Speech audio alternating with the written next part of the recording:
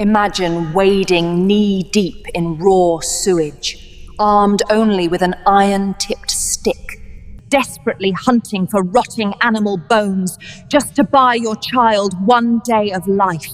You stand paralyzed, knee-deep in the sludgy subterranean nightmare of the Fleet sewer. The year is 1858, and directly above your head, London is baking under the apocalyptic heatwave known as the Great Stink. Down here, that extreme heat transforms the stagnant black water into a thick, suffocating fog of hydrogen sulfide. It burns your eyes. It coats your throat. It tastes like rotting eggs and old pennies. You grip a heavy, iron-tipped wooden probing stick, your raw, blistered hands trembling violently against the damp wood. This crude tool is your only lifeline against the treacherous, invisible sinkholes hidden beneath the muck. A rusted, dark lantern dangles from your wrist, casting a pathetic, flickering yellow glow against the weeping brick walls. Every breath is a battle. You are a Bone-Grubber, driven into this pitch-black labyrinth simply because the Vagrancy Act of 1824 makes it a strict crime for a starving mother to stand idle on the streets. The law criminalizes your very existence, making these lethal tunnels smelling of methane and death your only legal refuge. The icy sludge pulls at your heavy wool skirt. The bottom hem is permanently encrusted with a foul-smelling, hardened shell of human waste and slaughterhouse blood that will never wash out.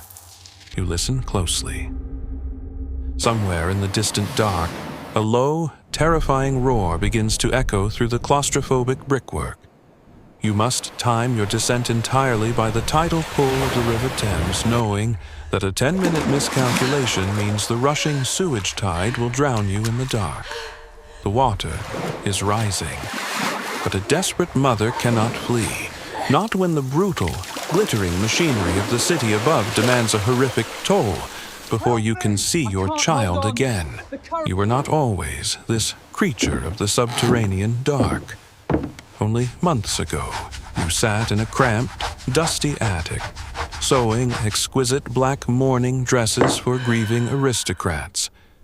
You coughed up thick, black phlegm, your lungs choked by the toxic, lead-heavy crepe dust that defined 19th century textile manufacturing. While you meticulously crafted their fashionable sorrow, your own husband was lowered into a nameless pauper's grave. When your raw, blistered fingers could no longer grip the needle, the wealthy merchants replaced you instantly. They tossed you out into the glaring, smog-choked streets of London. To survive, you became a pure finder, forced by Victorian economic realities into the humiliating trade of hunting dog feces.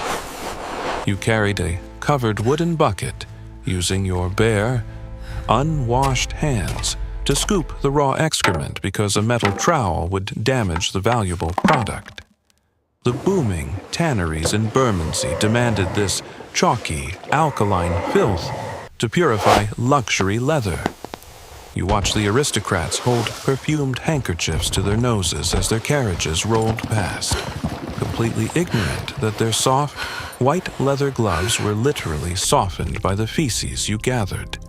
But the relentless summer heat of 1858 baked the street pure into useless dust, destroying your meager income and driving you underground.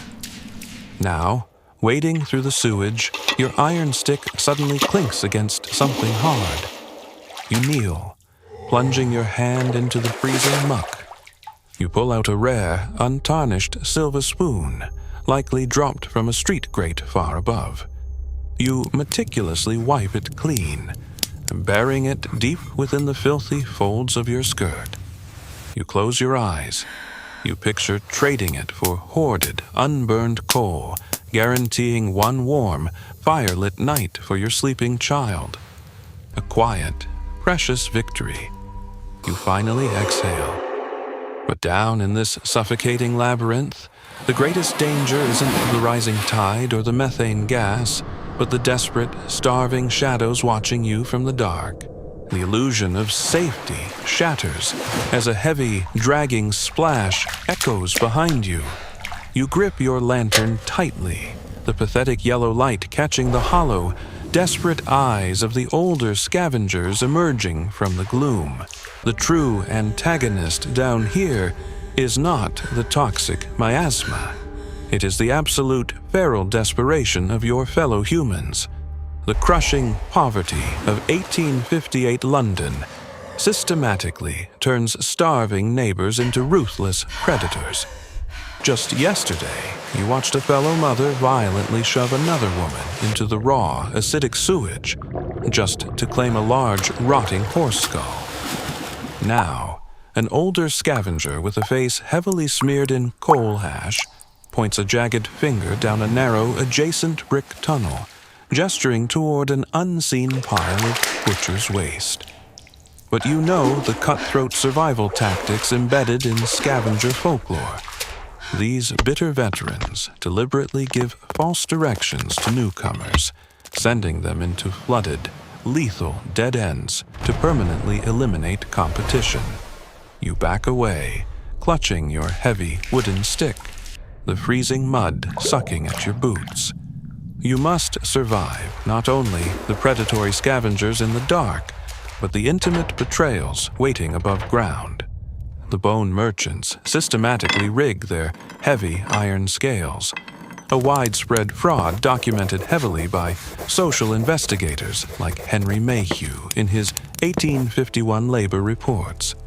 They steal pounds of weight from your grueling harvest, knowing a starving, exhausted mother is too powerless to fight back. The breakdown of the slum community is absolute. You recently caught your own neighbor, a woman who once shared her meager soup with you, attempting to steal your sack of collected bones while you slept. Every shadow in this tunnel is a threat. Every footstep is a thief. Suddenly, your lantern flickers violently as the air pressure drops. You hear a sound echoing from the deep drains that makes your blood run completely cold. Before we uncover the true horrors of the sewer, if you believe these forgotten stories of maternal sacrifice must be preserved, join us by subscribing. The sound is the rushing, lethal tide of the Thames, forcing you deeper into the cramped, suffocating offshoots of the Fleet sewer. You drop to your knees in the freezing, abrasive sand. This is the grotesque procedure of a Bone-Grubber's grueling 14-hour shift. Your raw, blistered hands plunge into the foul-smelling sludge, meticulously scrubbing squirming maggots and putrid flesh off a massive, rotting femur. You must use the coarse sewer sand to grind the bone completely clean. The wealthy bone boilers enforce strict 19th century trade standards, ruthlessly docking your meager pay for any unclean deliveries. You examine a skull fragment under the pathetic yellow lantern light. You have developed a morbid, necessary skill, instantly distinguishing a valuable cow's femur from a worthless, crumbling human bone, washed out from an overflowing London graveyard. You toss the human remain back into the black water. It sinks. You keep digging. Every rusted nail and sodden scrap you step on is meticulously catalogued in your exhausted mind. You gather filthy rags soaked in industrial runoff, knowing the Victorian scavenger economy will sell them to mills to be pressed into luxury writing paper for gentlemen. To combat the overwhelming, burning stench of hydrogen sulfide that tears at your eyes, you bite down hard on a filthy rag soaked in cheap vinegar. The bitter acid burns your tongue. It tricks your mind into ignoring the biting, damp cold of the underground tunnels, relying on the desperate medical theories of the era. You sort your horrific harvest into heavy, sodden sacks. bones for the soap boilers, rags for the paper mills. Your spine screams in agony. But as you drag the agonizingly heavy sack toward the faint gray light of the surface, a crushing realization about your return home grips your chest. You drag your sodden, heavy sack out of the subterranean nightmare and into the bleak, smog-choked morning of the slums. The aftermath of your 14-hour survival is a profound, suffocating exhaustion. The narrow alleyway is eerily quiet, save for the violent, rattling cough deep in your own chest. Your body feels like a traitor. Constant exposure to raw sewage and freezing damp has left you with this permanent respiratory affliction. One you must desperately muffle so the predatory landlords do not evict you for being a plague bearer. You limp up the rotting, splintered stairs to your damp boarding house. You can trust no one here.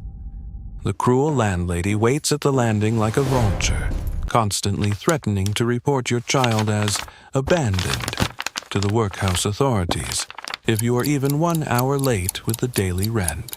The Victorian workhouse is a legal death sentence, a sterile prison far worse than starving in the sewers. You pass the open doors of other desperate mothers. You see them clutching cheap glass bottles of Godfrey's cordial, a lethal, unregulated mixture of opium and treacle. The crushing poverty of 1858 drives them to sedate their starving families, slowly poisoning the very lives they are fighting to save. You clutch the hidden silver spoon in your skirt tighter, terrified of your mind breaking to that level of hollow despair. When the cholera sweeps through this alley, the local parish doctor simply refuses to cross the threshold of your tenement, abandoning the poor to die because you cannot pay his shilling fee.